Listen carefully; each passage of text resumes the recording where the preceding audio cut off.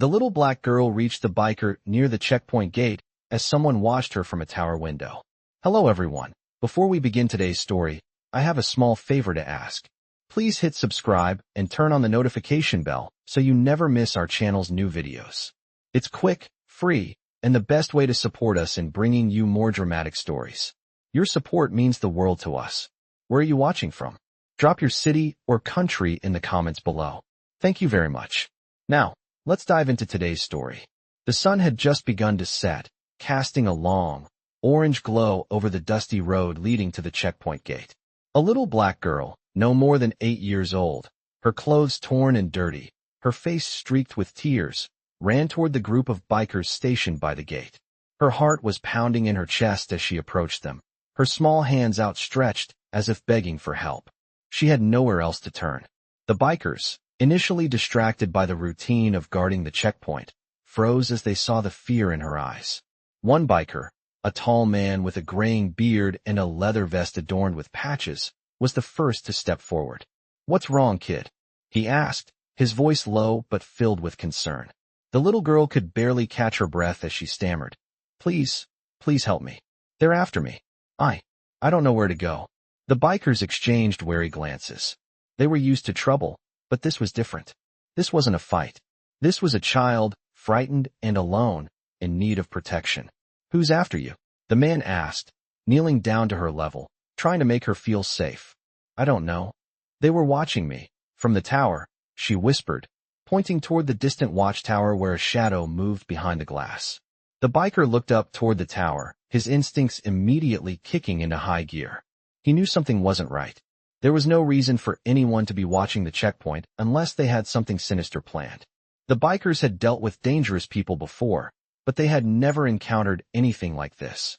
The child, trembling and terrified, continued, I ran from them. They took my brother.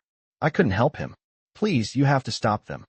Her voice broke with the weight of her fear. The biker stood up, his mind racing. He didn't need to hear more. This wasn't just a girl in trouble. This was a call for help. A call that he couldn't ignore. "All right, kid," he said, his tone firm and protective. "We're not going to let anyone hurt you. You're safe now." He turned to his fellow bikers. "Get the bikes ready. We're going to need to move fast." The bikers didn't hesitate. Within moments, the rumble of their engines filled the air, the sound echoing through the evening air like a warning. As they prepared to leave, the man in the watchtower moved again, watching closely, his face hidden behind the glass.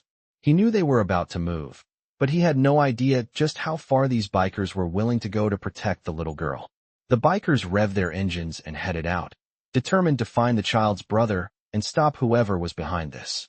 But as they disappeared into the night, the figure in the tower remained, quietly watching, waiting for the right moment to strike.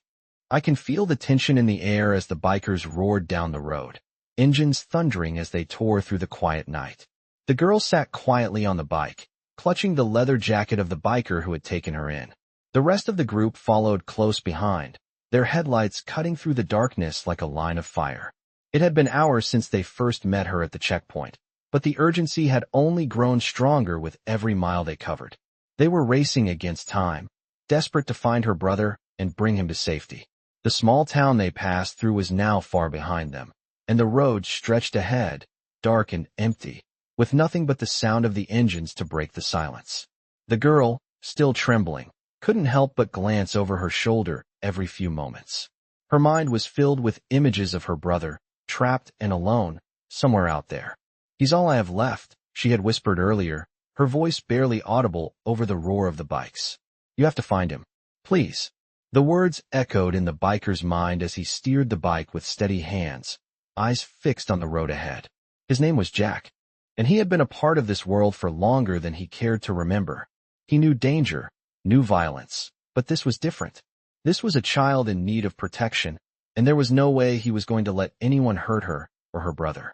"We'll find him, kid," Jack had promised her earlier, his voice rough but filled with determination.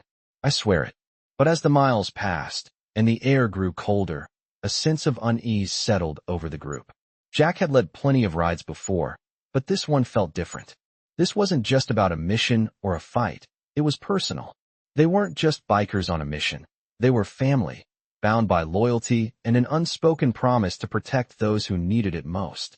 As they approached a small gas station, Jack signaled for a stop. The engines died down one by one as the group parked by the side of the road. The girl, whose name was Aisha, climbed off the bike, her eyes scanning the darkness. Jack could see the fear still in her eyes. He knew the look all too well. He had seen it in the eyes of soldiers, in the eyes of people who had been through hell. Aisha was a survivor, but she was scared, and there was no shame in that. "Stay close," Jack said gently, his voice soft but firm. Aisha nodded, her small hand gripping his sleeve. "I'm scared," she whispered. "What if they find us?" Jack knelt down to her level, his eyes locking onto hers. "Listen to me," he said, his tone serious. "We're going to make sure they don't find you. We're going to protect you, okay? You're safe with us. I promise you." He stood up and turned to the rest of the bikers. "We need to keep moving. No time to waste." They had barely started back on the road when a flash of headlights appeared in the distance, followed by the unmistakable sound of a car engine roaring to life. The bikers tensed. Jack's instincts kicked in immediately, and he signaled for the group to spread out. "They're here," he muttered under his breath. The group of bikers revved their engines and took off, scattering into formation. Jack took the lead, his heart pounding in his chest as he pushed the bike harder. Behind him, he heard the sound of tires screeching on the asphalt. The chase was on. Aisha's hands tightened around Jack's waist as they sped down the dark highway, the wind whipping past them like a force of nature. She couldn't help but glance over her shoulder again, her heart racing with fear. The figures in the car were getting closer, their headlights now blinding in the distance. Jack swerved the bike expertly, maneuvering through the winding road as the bikers behind him kept close pursuit. The car was gaining speed, but so were they. Jack's mind was focused, every fiber of his being trained on the road ahead. The tension was palpable, the feeling of danger lurking just behind them. But Jack wasn't going to let anything happen to this girl. Not on his watch. As they reached a sharp bend in the road, Jack leaned into the turn, his tires gripping the pavement as he accelerated even harder. The car followed, but it couldn't keep up with the biker's agility. Jack glanced over at Aisha, her eyes wide with fear. "We're almost there," he said, his voice steady despite the rush of adrenaline surging through his veins. The sound of the car behind them grew louder, but Jack didn't look back. He couldn't afford to. They had to get ahead. They had to get to her brother. And they had to do it now. As the road stretched ahead, Jack knew that whatever happened next, he wasn't going to stop until Aisha was safe. I can hear the roar of the bikes as they speed down the dark road, their engines cutting through the night like a fierce storm. The tension in the air is thick, but Jack remains focused, eyes locked on the path ahead. Aisha grips his waist tighter, her small body trembling from both fear and the cold night air. She keeps glancing over her shoulder, the fear never leaving her eyes. The sound of the car behind them is growing louder, its headlights flashing in the distance. Jack knows they're not going to outrun them forever. They need to act fast. As they round another sharp curve, Jack signals to the other bikers. He can feel the weight of the situation pressing down on him. This isn't just another ride. This is real. A little girl's life is at stake, and so is her brother's. The car behind them is relentless. Jack's hands tighten around the handlebars as he accelerates, pushing the bike even harder. The car follows closely, its headlights now blinding as it tries to catch up. "Hold on, Aisha," Jack says, his voice steady but filled with urgency. The wind whips through their hair, the tires screeching as they navigate the winding road. Aisha can't help but let out a small sob, but Jack doesn't have time to comfort her. They have to keep going. "We're almost there," he mutters to himself. The other bikers are still behind them, close enough to offer backup if needed. But Jack knows the real challenge is ahead. The road is about to change. As they approach a large intersection, Jack can see the outline of a dark, abandoned warehouse in the distance. It's the perfect place to make a stand, but it's also dangerous. There's no telling who else might be waiting for them there. The car behind them seems to be gaining ground, but just as it starts to close the gap, the group of bikers swerves to the right and heads toward the warehouse. Jack's plan is simple. Get to the warehouse, hold their ground, and wait for backup. It's risky, but it's the best shot they have. "This way," Jack calls out, and the bikers follow him without hesitation. Aisha's grip tightens around him, but she doesn't say anything. She's too scared to speak, her mind racing with thoughts of her brother. The warehouse looms larger as they approach, its broken windows and rusted doors giving off an eerie, abandoned vibe. But Jack doesn't hesitate.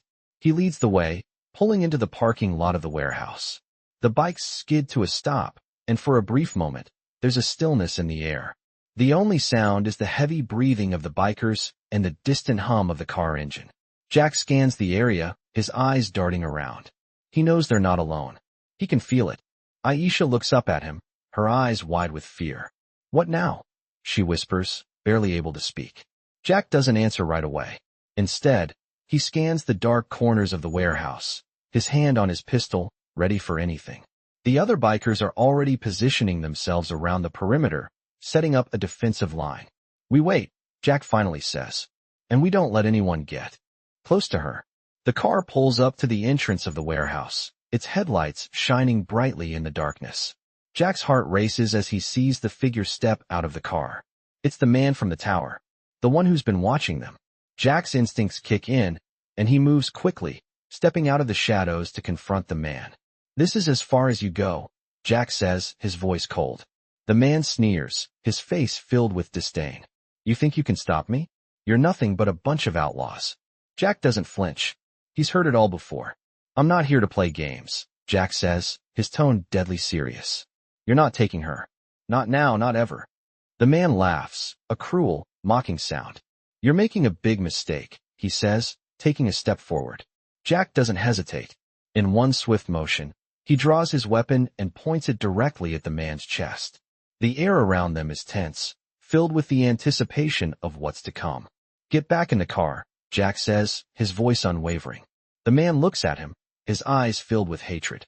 For a moment, there's a standoff. Then, with a growl, the man retreats, stepping back into his car. The engine roars to life once again, and the car speeds off into the night. Jack lowers his weapon, his heart still racing, but the tension hasn't completely lifted. "Is it over?" Aisha asks, her voice barely above a whisper. Jack looks at her, his expression softening for the first time in hours. "Not yet," he says, his voice firm but reassuring. "But we've made it this far, and we're not stopping until we get your brother back." He turns to the rest of the bikers. "Get ready. This isn't over. We've got work to do." As the night stretches on, Jack knows that the real fight is just beginning. "I can feel the cold wind cutting through the air as the night stretches on, and the tension builds even more." The warehouse parking lot is silent now, save for the steady hum of the bikes and the rustling of leaves in the breeze. Jack stands at the front, his eyes scanning the surroundings, his mind working in overdrive. He knows they've bought themselves some time, but not much. The man from the tower was just a part of something bigger, and Jack isn't fool enough to think this is over. Aisha, still clutching his jacket, stands quietly beside him. Her eyes, though filled with fear, are also filled with hope. She's not just relying on Jack anymore. She's starting to believe in what they can do. They've come this far, and she can see the fire in Jack's eyes. He won't stop. Jack takes a deep breath and nods to his crew. "All right, we've got a few hours before daylight. We need to move fast. We get in, find the brother, and get out. No messing around." The bikers nod in unison, their faces set with determination. They've been through worse, but there's something about this mission that feels different. It's not just about the fight. It's about saving a child. They've all got their own reasons for riding, for living this life. But protecting someone who needs them, that's what really drives them. Jack looks down at Aisha, who is still holding tightly to him. "You stick close," he says, his voice soft but firm. "We're not leaving without him." Aisha nods, her lips trembling as she whispers, "Thank you.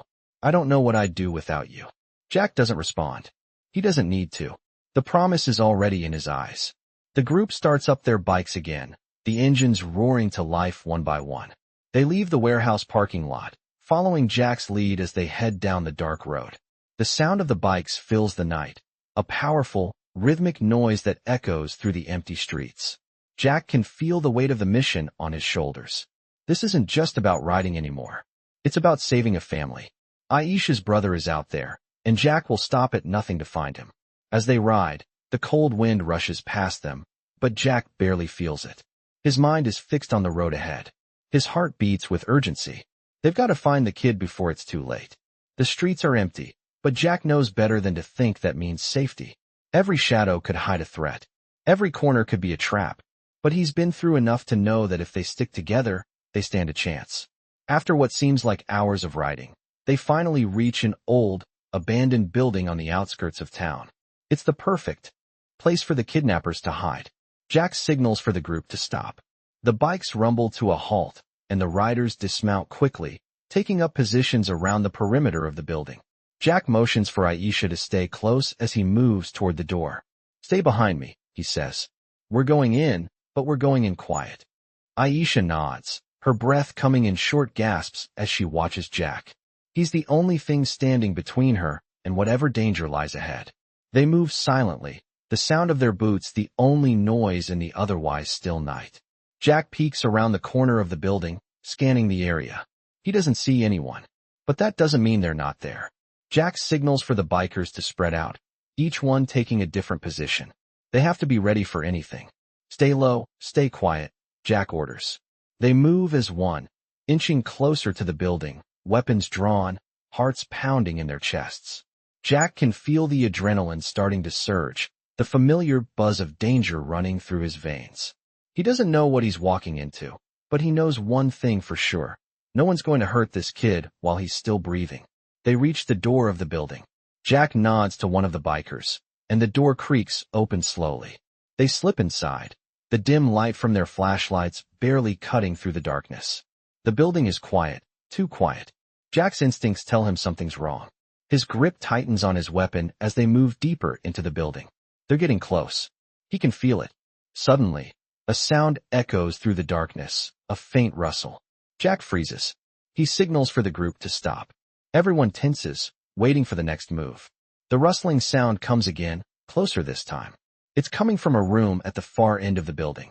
Jack motions for two bikers to move forward, and they silently creep toward the door. Jack follows behind, his heart racing, each step heavy with the weight of what's at stake. As they reach the door, Jack signals to the others to prepare. This is it.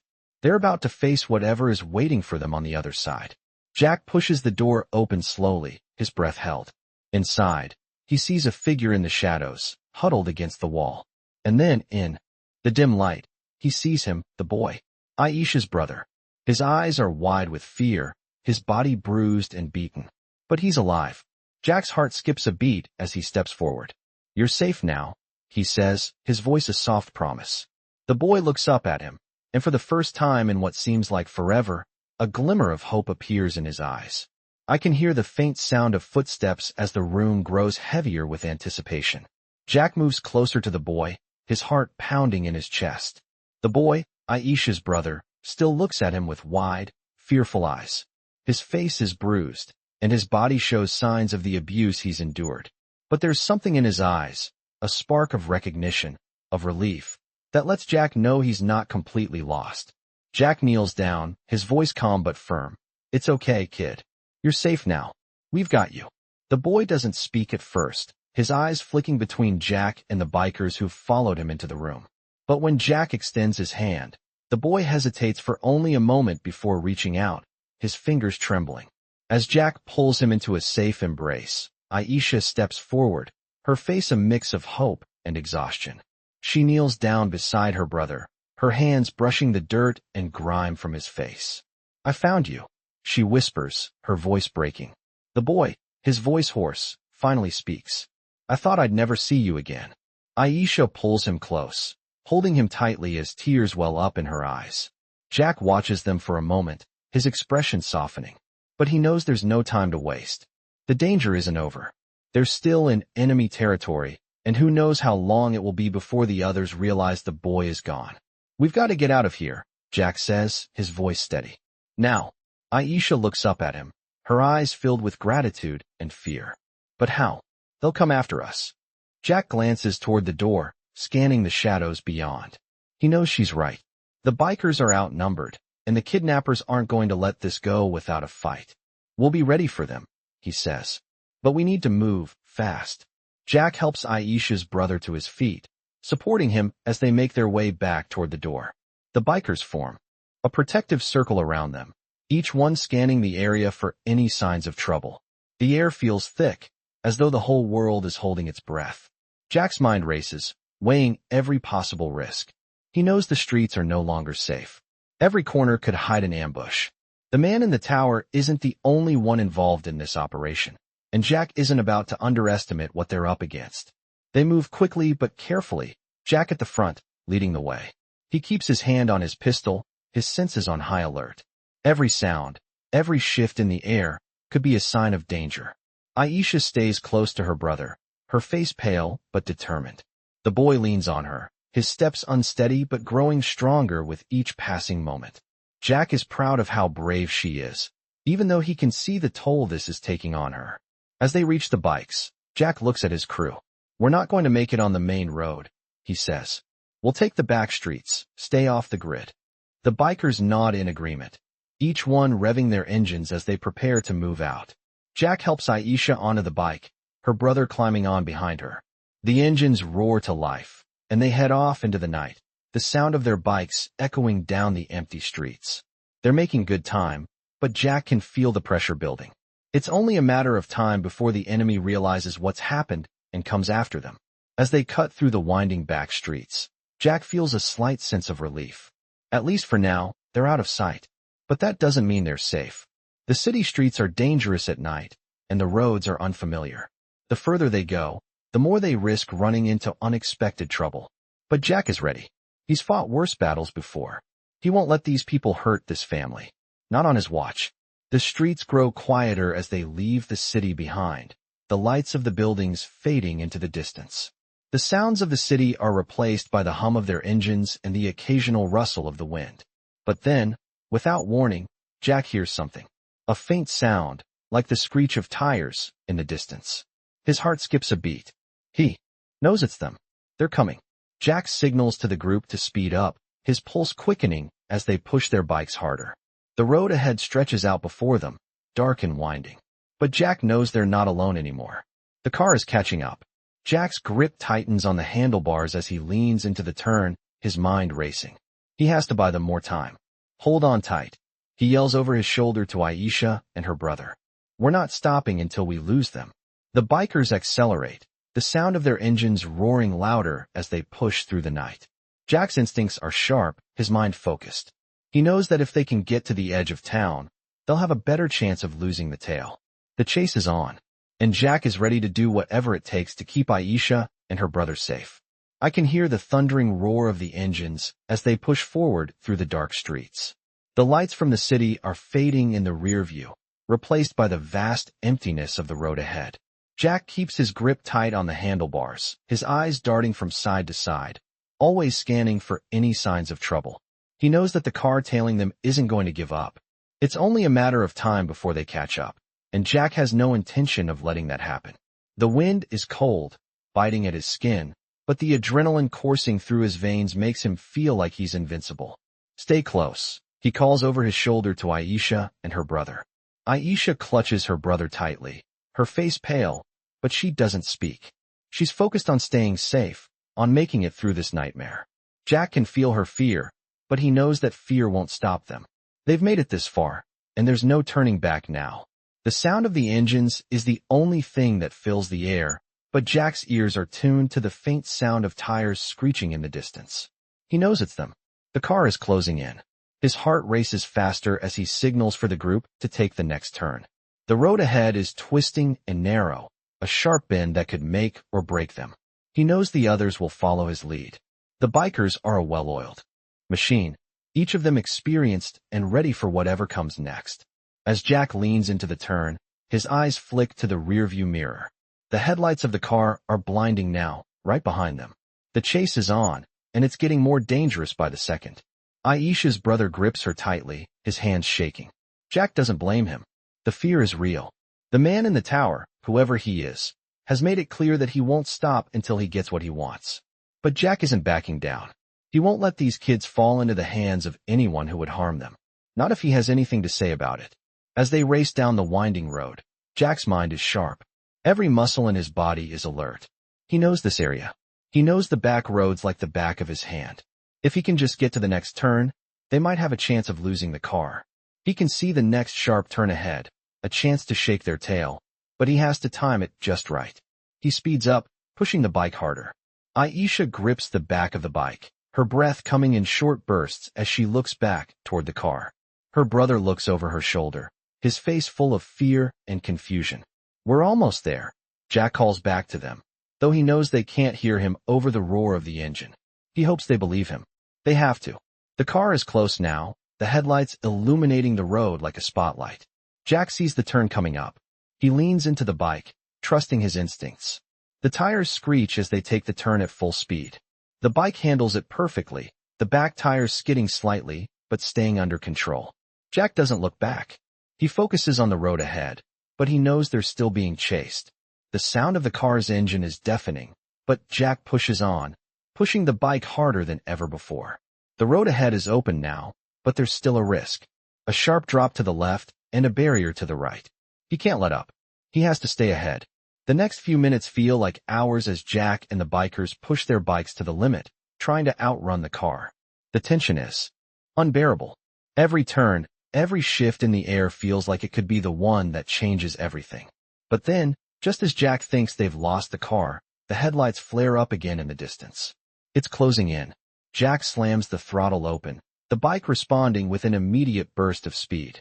The sound of the engine roars as they speed through the dark. Jack's grip tightens, his heart racing as the road ahead stretches out, winding and treacherous. He doesn't know how much longer they can keep this up. They're going to need help. The radio crackles in Jack's ear, a voice cutting through the static. "Jack, we've got a problem." It's one of the other bikers, his voice urgent. "There's a roadblock up ahead. We need to make a decision." Jack's mind races. The roadblock is a risk, but so is staying in the open. They need to take it. There's no other choice. "We push through," Jack says, his voice steady despite the chaos swirling in his head. "Everyone follow me." No hesitation. He makes the decision in an instant, and the bikers follow without question. They push forward, full speed ahead. The car is still gaining, but Jack knows they can't afford to stop. The roadblock comes into view, the flashing lights of police cars illuminating the night. Jack slams the bike into a sharp turn, his tires screeching as they narrowly avoid the roadblock. The others follow closely behind, their bikes cutting through the night like a knife. They've made it through the first obstacle, but they're not out of danger yet. The car is still chasing them, and they're running out of time. Jack knows they have to make it to the safe house. It's their only hope. He pushes the bike harder, the engines roaring as they continue the race through the night, every second feeling like a lifetime.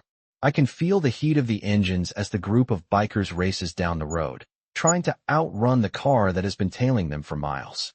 The sound of their bikes fills the air, but it's quickly overshadowed by the screech of tires behind them. Jack's focus is sharp, his eyes scanning the road ahead as his hands grip the handlebars tightly. The wind whips past them, but it does little to cool the fire burning in his chest. He's running out of time. Aisha and her brother, still on the bike behind him, are holding on for dear life. Jack can sense their fear, their uncertainty. They've come so far, but this fight isn't over. Not yet. The city's lights are now a distant blur, and the road ahead is stretching out, empty and dark. It's the perfect time to lose their tail, but Jack knows the danger is still looming. He can feel it in his gut. The headlights of the car flash in the distance, still following them, growing closer. Jack slams the throttle down, the bike roaring to life beneath him as he pushes it harder. The night air presses against him, and he can feel the rush of adrenaline fueling his every move. He leans into the next turn, the bike hugging the road like a second skin. "Stay close," Jack calls back to Aisha.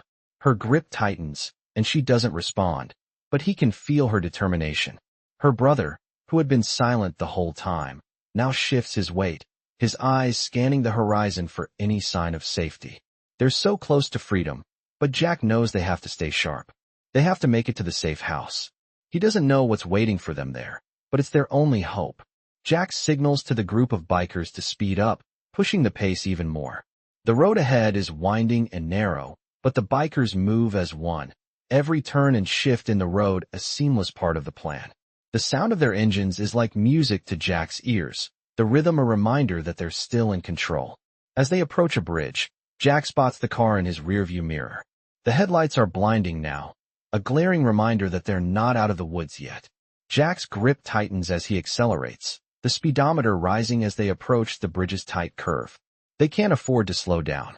The car behind them is gaining, and if they don't make it across that bridge, they're done for.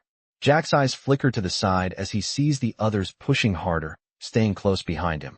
He nods, acknowledging their loyalty and skill. This is more than a ride. This is survival. Jack swerves, taking the turn at a sharp angle, the bike leaning dangerously to the side. The tires screech as they cling to the asphalt, but Jack doesn't lose control. They make it around the bend just in time, the car behind them screeching to a halt as it can't make the turn fast enough. Jack takes a deep breath, his body tense with the effort, but he doesn't slow down. They've gained some ground, but Jack knows it's only temporary. The chase is far from over. As they leave the bridge behind, the road opens up, offering a brief respite from the constant pressure of the car behind them. Jack looks back to see if the car is still in pursuit, and he's relieved to see it's fallen back. For now, they're not safe yet, but this is a victory. He signals to the group to slow down, and they fall into a more relaxed formation, though the tension still hangs in the air like a thick fog. Aisha looks back at Jack, her eyes filled with gratitude and fear. "Are we okay?" she asks quietly. Jack looks at her and nods, though he knows better than to let his guard down. "We're good for now," he says, his voice steady but laced with urgency. "But we need to keep moving." The bikers stay alert, their engines purring quietly as they make their way down the road. Jack knows they're not out of the woods yet. There's still the safe house to reach, and with every mile they travel, they grow closer to the danger that's been following them. But for now, they've won a small victory. Jack's mind races as he considers the next steps. He needs to find the safest route to the safe house, one that will keep them off the radar of the people chasing them. But he also knows they're running out of time. The closer they get to the safe house, the higher the risk. Jack looks ahead, his eyes narrowing as he sees a fork in the road up ahead. One path leads straight into the woods, the other toward a small town they could blend into. Jack knows the woods will be their best option. It's the quickest route, and it's more likely they'll avoid detection there. He signals to the bikers to take the left path, the one that leads them deeper into the trees. The engines roar again as they speed off the main road and into the dense woods. Jack feels a strange sense of calm wash over him, but he knows it won't last. They're far from safe, but for now, they've made it. They've made it this far, and Jack won't stop until they reach the safe house. I can feel the tension mounting as the bikers speed through the winding trails deep into the woods. The darkness is thick, almost suffocating, but they continue without hesitation, the only light coming from their headlights cutting through the trees. Jack keeps his eyes focused on the road ahead, but his thoughts keep circling back to the danger they just barely escaped. They've made it this far, but Jack knows that safety is still a distant hope. Every minute that ticks by brings them closer to the threat that's still chasing them. Aisha, her brother still holding onto her tightly, glances over her shoulder nervously. Jack can feel her unease even without looking at her. She's been through so much already, and the last thing he wants is to let her down. The sound of their bikes cutting through the forest is the only noise in the otherwise still night, but it's soon joined by another sound, something faint, like a low hum in the distance. Jack's ears perk up, and he slows the bike for a moment, trying to focus on the noise. He can hear it now, growing louder. The unmistakable sound of an engine. It's far off, but Jack knows better than to ignore it. The car is still coming. They've managed to escape it for now, but it's still out there. Jack's heart pounds in his chest as he turns to look back at the rest of the group. "We need to move faster," he says, his voice low and urgent. The others nod in agreement, and they pick up speed, the bikes roaring to life as they cut through the woods even harder. The trees are starting to thin out, and Jack knows they're getting close to the safe house. It's just a matter of getting there before the car catches up with them. They've been on the run for hours now, and Jack's starting to feel the weight of it all. The constant fear, the adrenaline, the need to keep pushing forward. He can feel his body beginning to tire, but he won't stop. Not now. Not when they're this close. Aisha's brother, still clinging to her, looks up at Jack with wide, fearful eyes. He's been quiet for most of the ride, his face pale and bruised, but Jack can see the hope flicker in his gaze. They're almost there. They just have to make it. The group of bikers moves in unison, a tight-knit force pushing forward through the darkness. The safe house is within reach, but Jack knows better than to let his guard down. Not when they're so close. The sound of the engine behind them is still faint, but it's there. Jack's instincts are screaming at him to keep moving, to push harder. He slams the throttle down, the bike surging forward as they race through the woods, their lights flashing in the night. The road is getting rougher now, filled with loose gravel and uneven terrain. It's harder to keep control, but Jack's experienced enough to handle it. He shifts his weight and leans into the bike, making it through the rough patches without losing speed. The trees seem to close in around them, but Jack knows they're getting close. They've passed through this stretch of woods before, and he knows the path that leads to the safe house. It's just up ahead, just beyond the next bend. He pushes harder, the bikes roaring louder as they take the final turn. There it is, the safe house, tucked away in the distance, hidden from sight, but close enough to offer refuge. Jack's heart skips a beat. They've made it. For now. He signals for the others to slow down, and the group pulls into the clearing outside the house. The bikes come to a stop, the engines quieting down as Jack surveys the area. The air is still, almost too still, and Jack's instincts tell him something's not right. The headlights from the bikes illuminate the safe house, casting long shadows on the ground. It's an old building, sturdy but showing signs of wear. There's no sign of movement. No one waiting for them. Jack takes a deep breath and glances over at Aisha, who is still holding her brother tightly. She looks at him, her eyes filled with hope and exhaustion. "We're here," Jack says quietly, but even as he speaks, he's not fully convinced. Something feels off.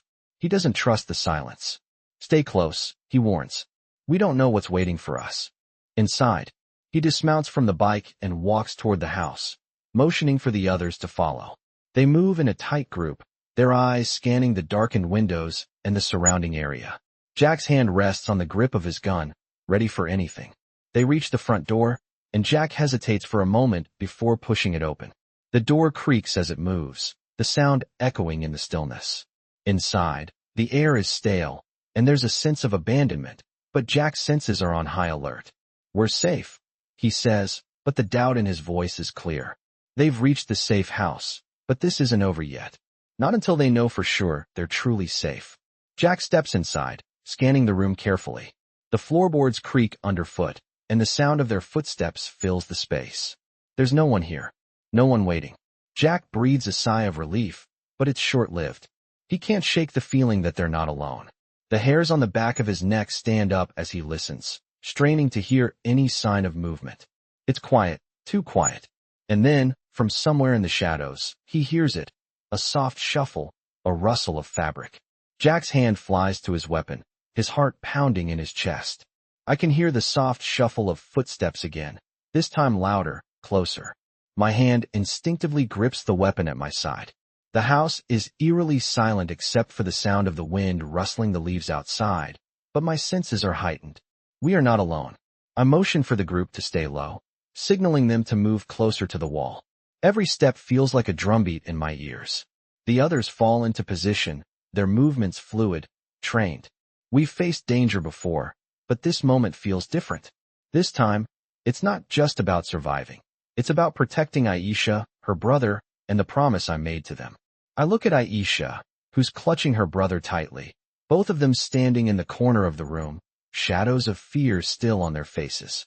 The boy looks at me with wide eyes, filled with confusion and exhaustion. He's been through too much already. I can't let anything happen to him, to them. We're close now. We're close to the end of this hell. The rustling sound continues, and I slowly approach the source. My boots barely make a sound on the wooden floor.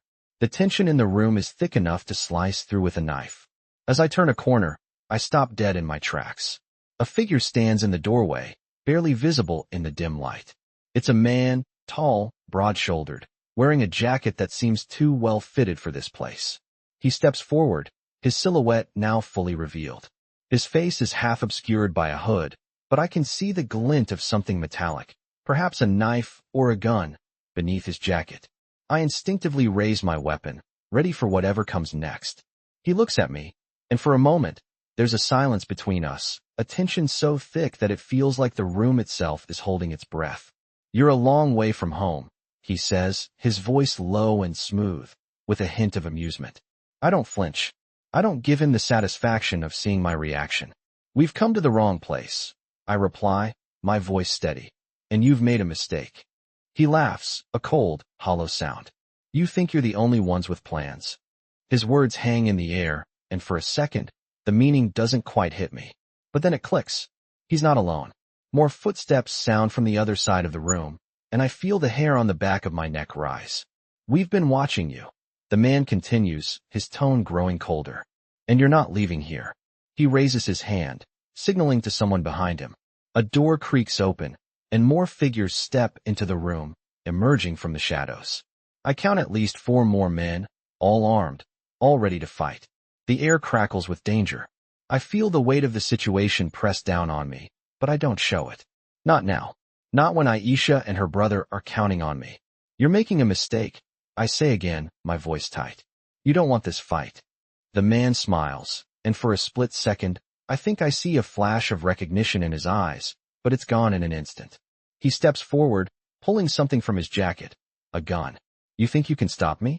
You're outnumbered, and you're in my house, he says, his voice dripping with menace. I don't hesitate. In one smooth motion, I pull the trigger, the loud crack of the gun echoing through the room. The man's eyes widen in surprise, but he doesn't go down. His hand jerks to his side, and he fires back. The bullet whizzes past me, and I duck instinctively. The room erupts into chaos. The other bikers immediately spring into action, drawing their weapons and moving quickly to engage the attackers. The sound of gunfire fills the air, and for a moment, everything is a blur. I keep my eyes on the man who shot at me, knowing that he's the one I need to take down first. He's the one calling the shots. I move fast, zigzagging behind cover as I reload, staying low and trying to keep out of his line of sight. Another shot rings out, and I hear a grunt from one of my bikers. I don't have time to check on him. My focus is on the man, on ending this before it gets worse. I see my chance as he steps into the open, thinking he's got me cornered. I move quickly, my weapon aimed at him. I fire. The bullet hits its mark, and the man staggers back, his hand dropping the gun. He's done. The others, seeing their leader fall, hesitate for just a moment. That's all we need. The bikers take advantage of their hesitation, closing in on the remaining attackers. The sound of gunfire slows, then stops, replaced by the groans of the wounded and the heavy breathing of those still standing. I stand there for a moment, my weapon still aimed at the man on the floor, making sure he's not going to get back up.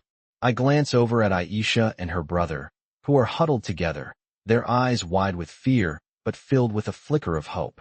We've done it. We've made it this far. But there's no time to relax. We still need to get out of here.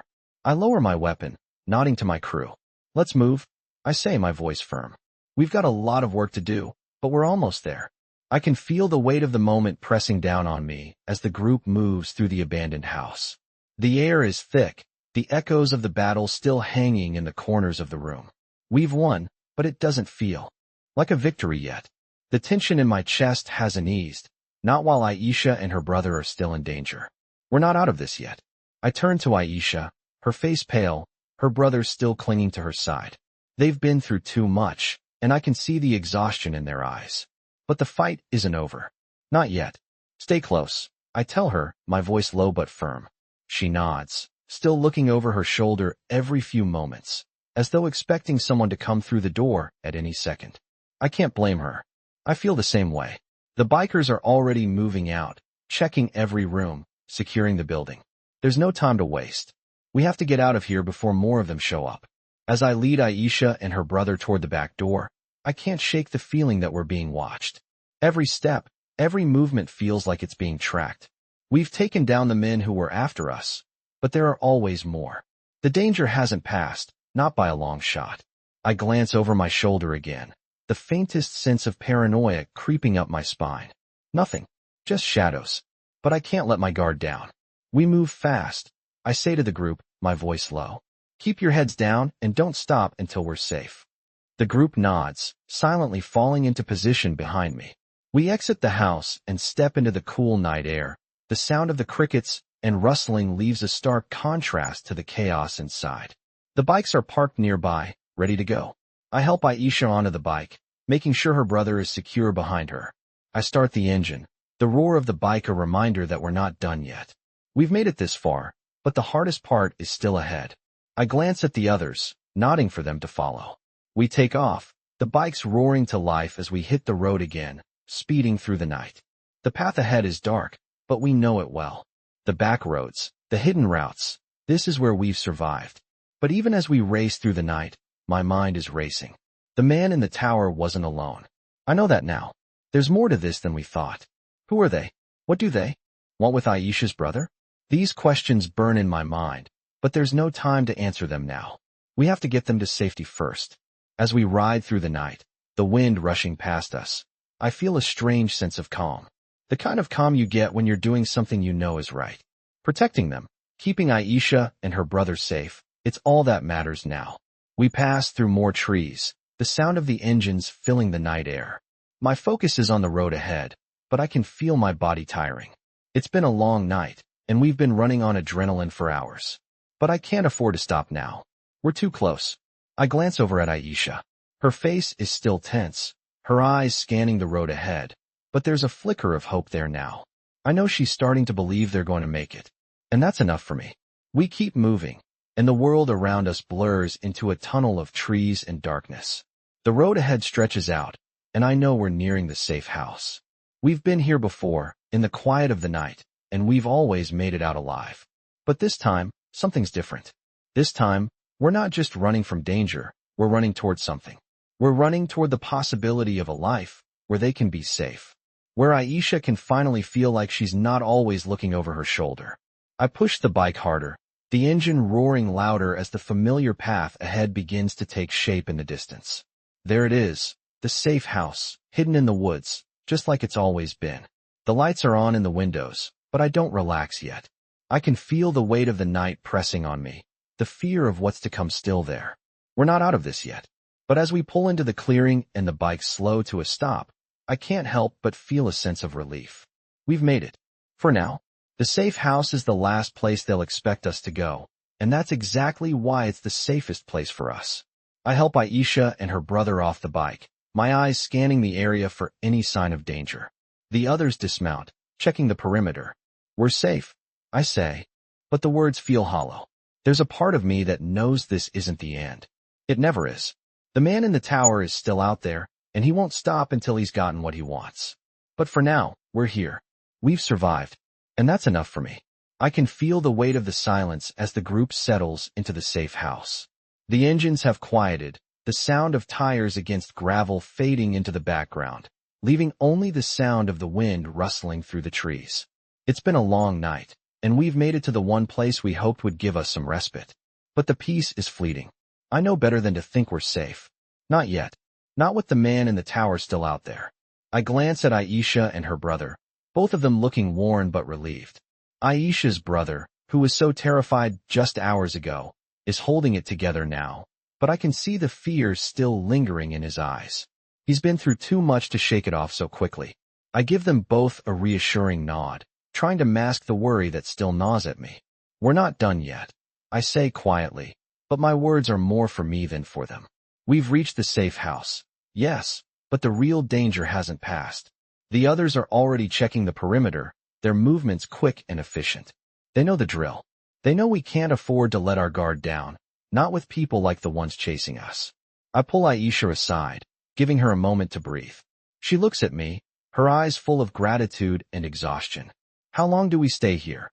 She asks, her voice barely above a whisper. I can't answer her right away. The truth is, I don't know. It's been a game of survival this whole time, and I can't afford to make any assumptions. We'll stay here as long as we can, but if they're coming for us, we won't have much time. I glance back at the others. We've set up a temporary base of operations here, but it won't hold up if they figure out where we are. I give the order to stay on high alert. The place might look quiet, but that doesn't mean we can relax. The group has been through enough to know that danger can strike at any moment. I move over to the makeshift map we've set up, outlining the route we'll need to take if we have to leave in a hurry. The area is quiet, but my senses are on edge. Every rustling leaf, every creak of the old floorboards feels amplified in the stillness. I step outside, taking a breath of the cool night air. The stars above are barely visible through the trees, the sky overcast. It's just another reminder that we're not out of this yet. We're not safe here forever. But it's the best we've got right now.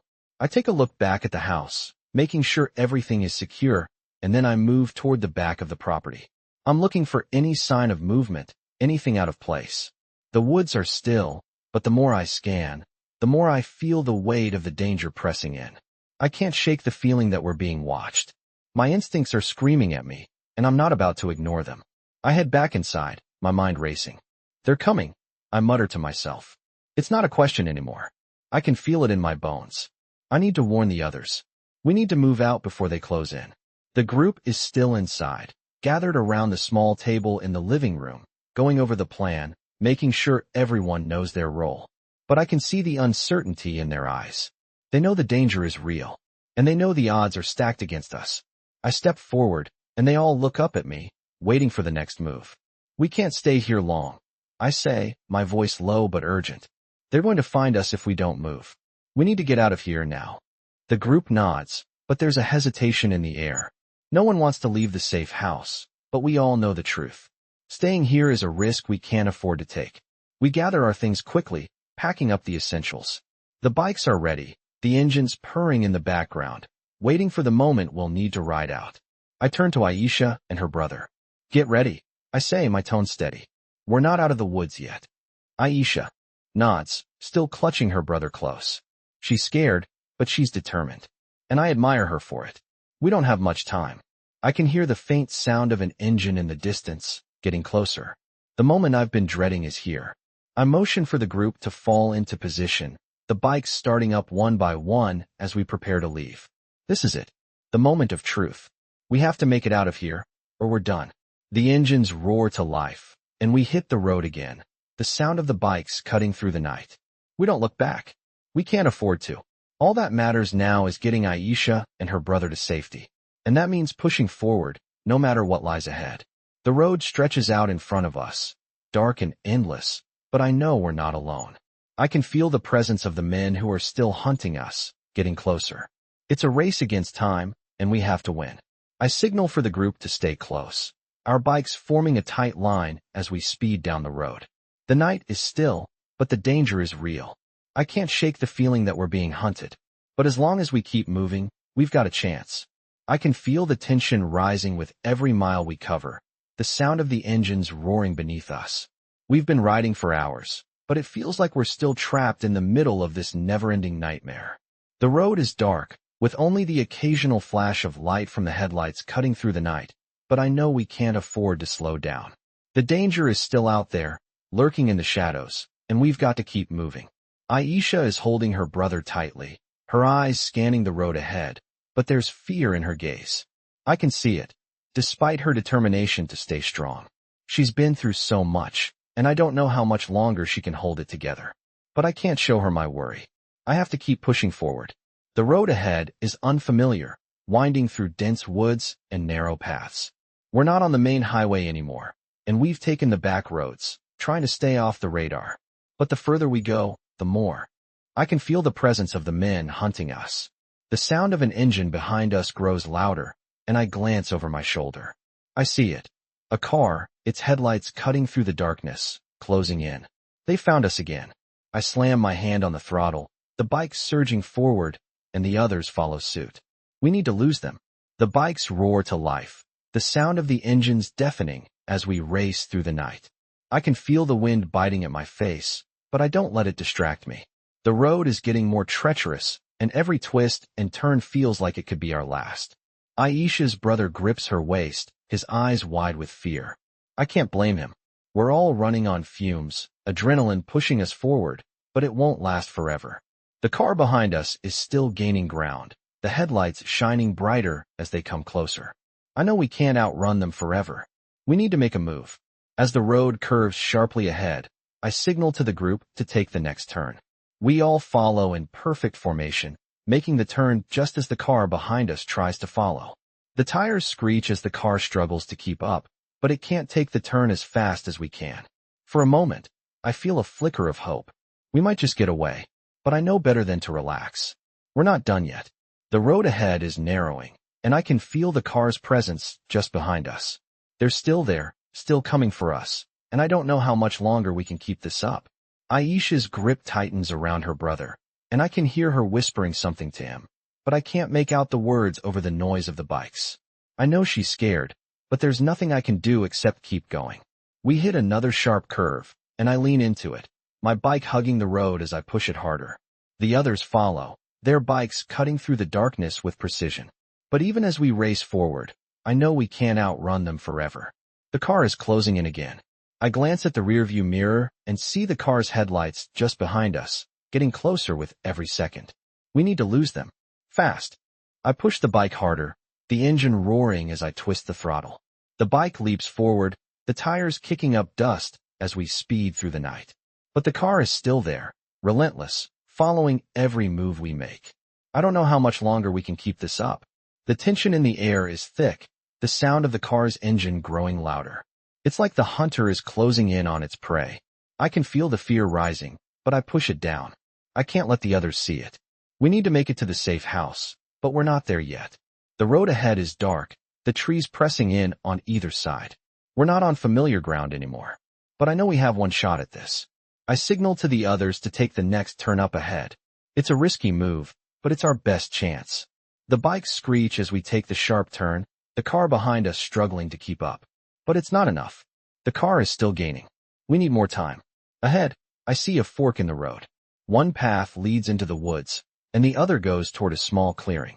Without thinking, I veer off to the left, into the woods, hoping the thick trees will slow the car down.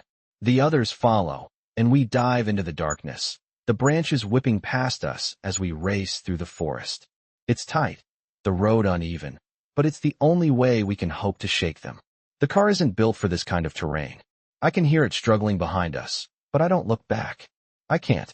We keep moving, faster and faster, pushing our bikes harder, trying to outrun the danger that's so close behind. As the trees begin to thin out, I see the clearing up ahead. It's not much, but it's the only chance we've got. I signal for the group to head in that direction, and we race toward it, the bikes moving like a blur through the night. The car is still behind us, but it's slower now, struggling to keep up. We're almost there. Almost safe. I can feel the air growing thicker as we push through the last stretch of the woods. The sound of the bikes roaring through the night is almost deafening, but it's the silence in between that keeps gnawing at me. We've made it this far, but I know we're not out of the woods yet, figuratively and literally. The trees are thinning, and I can see the clearing up ahead. It's not much, but it's enough for now. I glance at the rearview mirror and spot the headlights of the car, still tailing us, but slower now, as if it's struggling to keep up. It's clear they're not built for this rough terrain. I know we're almost there, but every second feels like an eternity. The clearing is close enough that I can make out the shapes of the trees lining its edges. I signal for the group to speed up, the engines revving louder as we push forward. We break through the last line of trees and hit the open ground. The car behind us is still there, but I don't look back. We've made it to the clearing. The bikes come to a stop, and the group dismounts quickly. My heart is pounding in my chest, and I take a deep breath, trying to steady my nerves. We're not out of danger yet, but we've bought ourselves some time. Aisha and her brother dismount as well, both of them looking exhausted but relieved. They've come this far, and I can see the hope flickering in their eyes again. I don't speak at first, just nod to the others, signaling that we need to keep moving. There's no time to waste. We need to figure out our next steps before they catch up. Aisha walks over to me, her face still drawn, but there's a soft relief there now. Is this it? She asks, her voice shaking slightly. I look over at her, then back at the bikes, checking that everyone is accounted for. It's as close as we're going to get, I say quietly. We can rest for now, but we can't stay here long. She nods, understanding the weight of my words. The others are already setting up a perimeter, keeping watch. No one is taking chances, not when we're so close to the edge. I feel the familiar tension in my shoulders, the quiet threat of what's to come still hanging over us. We have to make sure they don't find us here. I walk over to the group, my mind already working out our next move. We've got to keep moving, stay one step ahead. As I scan the area, I catch the sound of footsteps in the distance. The others have already noticed, and we all stop, holding our breath for a moment. It's not the sound of an engine, it's something different. I motion for everyone to stay low. The quiet is unbearable as we wait. Every sound seems louder now. Every movement feels more critical. Then, I hear it, the faint crunch of leaves underfoot. It's close. I move quickly, signaling to the others to take cover. We're not here to fight a war. We're here to survive. The shadows move, and I see figures ahead, slowly approaching. My hand instinctively goes to my weapon. The figures are too far to make out clearly, but they're coming. I can feel my pulse quicken as I hold my breath, trying to stay calm. I signal to one of the bikers, and he moves silently into position, staying out of sight. The others do the same, and we form a tight circle, ready for whatever comes next. I can't help but think that this is it, the moment we've been dreading. The people after us are here. The figures move closer, their shapes beginning to take form in the moonlight. My finger rests lightly on the trigger, my eyes trained on the movement ahead. Then, just as suddenly as it began, the figures stop. The silence is unbearable. I tense, waiting for the next move. Then, a voice calls out from the darkness. "You can come out now. We know you're here." It's a voice I don't recognize, but there's something cold about it. The figures step forward into the light, revealing themselves as a small group of men, all armed, all looking for trouble. I don't know who they are, but I know this much: they're not here to talk. "You've been running long enough," the man in front says, his voice hard and unwavering. "This ends now." I can feel the heat of the moment, the danger closing in. I stand tall, my voice steady as I reply, "You're not getting them." The tension hangs between us, thick and heavy, as if everything in the world is riding on this one moment. But just as the man steps forward, a sharp noise breaks the tension. A familiar sound, the roar of a motorcycle engine cutting through the night. I glance over, and for a split second, I see a figure on a bike approaching quickly, coming out of the darkness like a ghost. My heart stops for a beat as I realize who it is. The cavalry has arrived. Reinforcements. The figure speeds toward us, and the bikers spring into action, the sudden rush of adrenaline making everything feel like it's happening in slow motion. The figures who had been closing in on us hesitate for just a second, just long enough for us to make our move. The bikes screech to a halt, and in the blink of an eye, we're ready. The fight for survival has only just begun, but I know we've got one thing on our side: the element of surprise. In this thrilling tale, we follow a group of bikers as they fight to protect two young children from an unrelenting group of enemies. As danger closes in, the bikers use their skills to outwit their pursuers and keep the children safe. This is a heart-pounding story of survival, loyalty, and the courage to stand against overwhelming odds. With every twist and turn, the bikers face peril, but their determination never wavers. Their bond as a family is tested, but they will stop at nothing to ensure the safety of those they care about. If you're a fan of Hell Angels stories filled with high-stakes action and moments of emotional depth, you won't want to miss this one. The pursuit continues, with each new challenge heightening the tension, as the bikers race against time to reach safety. The Hell Angels stories explore not only the adrenaline-fueled action, but also the personal sacrifices made for the greater good. Through every moment of fear and uncertainty, these bikers stand strong, proving that even in the darkest times, the power of family and loyalty can light the way. As the story builds toward its epic conclusion, you'll be on the edge of your seat, eager to see how these Hell Angels stories unfold, showing the true meaning of courage and resilience. Don't miss out on the next chapter in this unforgettable journey.